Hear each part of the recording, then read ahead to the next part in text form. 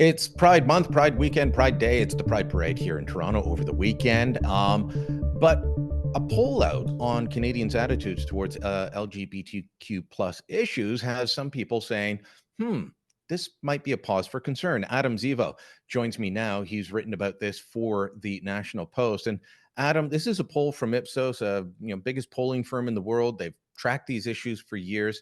What was it in the poll that stood out for you that made you say, Well, so Ipsos has tracked the attitudes of the public in 26 different countries towards LGBTQ communities and their thoughts on LGBTQ rights. And so they saw that between 2021 and 2023, there was a fairly significant drop in support across 2/3 of these countries. And Canada in particular soured on the LGBTQ community. So across a variety of indicators, support for LGBTQ rights and visibility dropped by about 10 to 15%. So for example, far fewer people now want to see LGBTQ characters on screens, whether that be in televisions or films. Far fewer people want to see openly gay athletes. Fewer people now support anti-discrimination laws that protect LGBTQ people from having unequal access to housing and employment. Fewer people are now more comfortable with seeing queer people hold hands. The numbers are really concerning. For such a drop to occur in just 2 years, suggests that the acceptance that has been built over the course of several decades may quickly disappear. And I find that really frustrating because I blame many of the activists in my community as a gay man for allowing this to happen. in what way? Because when I look at the poll, I see that a lot of the fights around issues related to transgender issues, in particularly with children and schools or women's sports, appears to be driving a lot of this. And I think there's real concerns about that issue. I've had Julia Malata on to talk about that, and she says, yeah, there are ways to talk about this and ways to deal with it that aren't so confrontational.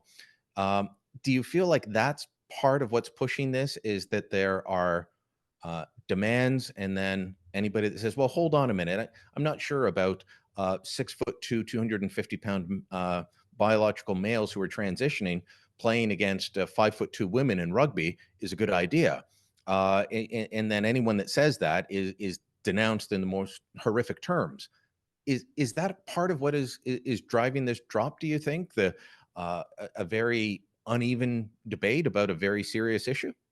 I think it's two things. So first of all, it's the kind of things that activists are pushing for. And second of all, it is the tone with which they are pushing for these things. And what I would argue is that historically speaking, LGBTQ activists were most successful when they focused on forms of activism which were more like, when they acted more like publicists and diplomats rather than warriors. So in the 1980s, 1990s, and 2000s, LGBTQ activists mostly emphasized what they had in common with the rest of society.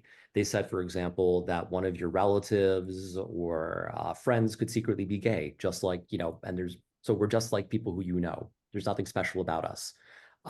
They rebranded gay marriage as marriage equality to emphasize that the fact that there aren't really any serious differences between being homosexual and heterosexual. When gay men were dying en masse and being abandoned by their families in hospital rooms during the AIDS crisis, activists put together a large quilt with every square of that quilt representing a lost life and exhibited that across the country. And that was a powerful way to build empathy without being confrontational per se. I mean, it was confrontational to a certain degree, but fundamentally it was about building dialogue and showing mutual respect. Then in 2015, same-sex marriage was legalized all across the United States. And many of the It more had been legal in Canada for more than a decade at that point, though. It had been, but we do have to keep in mind that the US is I guess it is the hub of global queer activism, right? So what happens in the US very much influences what happens in Canada. So the shift of activism, sorry, the tone of activism shifted in the US because the more conventional members of the queer community became depoliticized because they said, well, we had won the most important symbol of our legitimacy, our right to marry. So what more do we really have to do? It seems like we won the battle. So the professional class stopped engaging in activism. Middle class white collar workers, gay men were like, okay, well, we'll just back out of this. And so the people who were left were more militant and marginalized, and they were infuriated by the fact that they were, in some sense, abandoned. And so they took over LGBTQ institutions. They quickly dominated the discourse, and they shifted the tone of activism to a much more militant and aggressive tone. So the rhetoric of love is love was replaced with the rhetoric of, F you, I'm queer. And which is not very welcoming. no, and here's the thing Hi, is how are that you? F you, I'm queer. Well, that's going to you have hit to someone.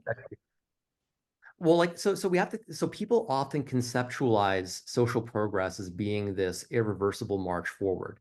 And in the mid 2010s, social progressives they'd had a long string of victories. So I think many of them just assumed that they were on the cusp of permanently vanquishing their opponents, and therefore there was no need to persuade people. In fact, the people who didn't believe in LGBTQ rights should feel grateful for the opportunity to be educated, rather than face the dustbin of history. And so at the same time, you had this rise of woke culture where persuasion was replaced with sanctimony. People said, it's not my job to educate you. They talked about the emotional labor of explaining their rights to other people. Uh, and I always found that perplexing. Why would you set up barriers uh, against disseminating ideas which secure your rights? So all of these things come together. And what was, at first a very diplomatic and image conscious movement is replaced by a militant movement that is very alienating. I And think militant is the right word, because it's very difficult to have a a a fair minded debate with many of the activists. You can't engage with them. you really can't. And so we started to see, actually, as far back as 2016, a decline in support for LGBTQ rights. So GLAAD, which is a large LGBTQ organization based in the States, has been polling Americans on LGBTQ issues since 2014. And so from 2014 to 2016, you see an increase in support for rights. And then afterwards, support stagnates and starts to decrease amongst youth, especially amongst young men. And the Ipsos poll that came out recently verifies that trend because it shows that uh, Gen Z men are much less supportive of queer rights than millennial men. So you're seeing a backsliding here amongst youth. Um, so based on that timing, I mean, correlation obviously is not the same as causation, but it seems to be the most plausible hypothesis that this militant form of activism began to alienate people, especially young people who were most likely to directly engage with these activists, which was a problem. And now my community is dealing with the consequences of mismanagement. What would be your advice to your colleagues and compatriots in your own community then? Well, I would say that we have to start listening to people and start having actual conversations with people who we may disagree with. And we have to recognize that the activists who claim to represent all of us may not be the most effective representatives, and that maybe we should find new activists. There are many policies now that LGBTQ activists are advocating for that I think are quite contentious. For example, pediatric gender care, trans inclusion in sports and female-only spaces. And I think that it's important to talk about how trans rights in these cases, conflicts with other forms of rights, whether it be women's rights or even gay rights. Because, I mean, let's face it, many youth who self-identify as trans are just gay and dealing with gender dysphoria, and sometimes we are transing away the gay. And it's okay for us to have conversations about this and to say that this is a difficult conversation and both sides have legitimate concerns here. And we can respect the humanity Did, of both sides. did you watch Alberta Premier Danielle Smith's full video when she came out with her new policy related to trans rights a little while ago? Yeah, I thought it was excellent. It was caring and compassionate to all sides in the issue, understanding of all sides in the issue, but she was vilified because it Yep. seems to be a zero-sum game. It is all or nothing. And you know, she had some very heartfelt moments in that, and it was completely dismissed. I think it's also taken on uh, a left-right polarization that it doesn't have to. I think that's part of the problem here. Which we also, we have to admit that social conservatives are part of that polarization as well. When you say Yeah. that people are evil, when social conservatives say that, that doesn't help, right?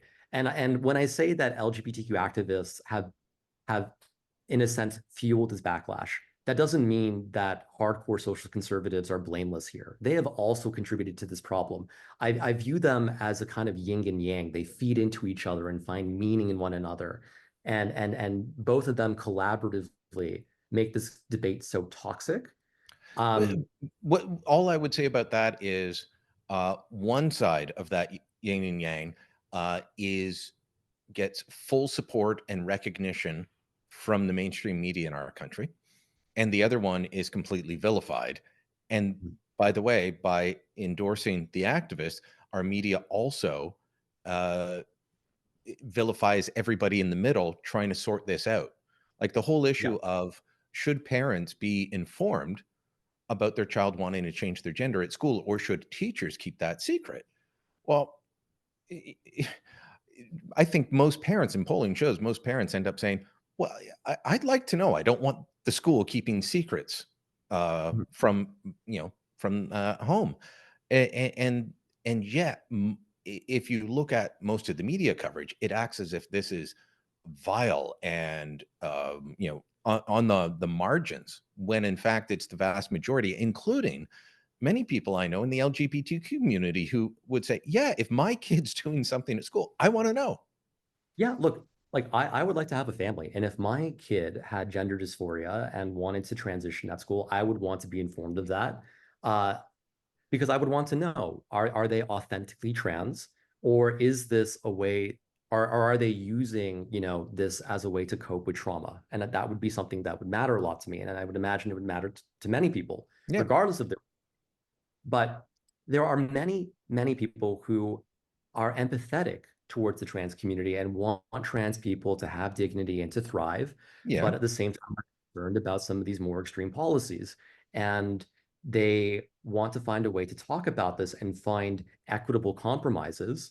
But when they try to raise these concerns, they are told by many journalists and many queer activists that they are hateful and that they are basically Nazis who are. The prime minister described parents who want to know as far right and hate filled. Yeah. And so look, if you're a moderate parent who is being told that you want to genocide trans people because you have concerns about some of these policies, then that will push you towards disliking the trans community because no one enjoys being smeared this way, right? And they might think to themselves, well, if this is being said about me, then maybe every single person who is being portrayed as a transphobe is actually quite reasonable. And then that may open them up to listening to people who genuinely are actually transphobes. And so like on the whole, I just see this, the way that queer activists are dealing with this, they're shooting themselves in the foot. They should be talking with people who have concerns and listening to them and validating the fact that they are not evil, and coming up with some sort of mutual understanding rather than trying to shut down conversations by saying that everyone else is a bigot and everyone else is far right. Fair-minded conversations with our friends, neighbors, and allies. It sounds like a better way to go about things. Adam, thanks so much for the time. Thanks for having me. Let us know what you think. Drop a comment down below. Share this on social media. And don't forget to subscribe to our channel.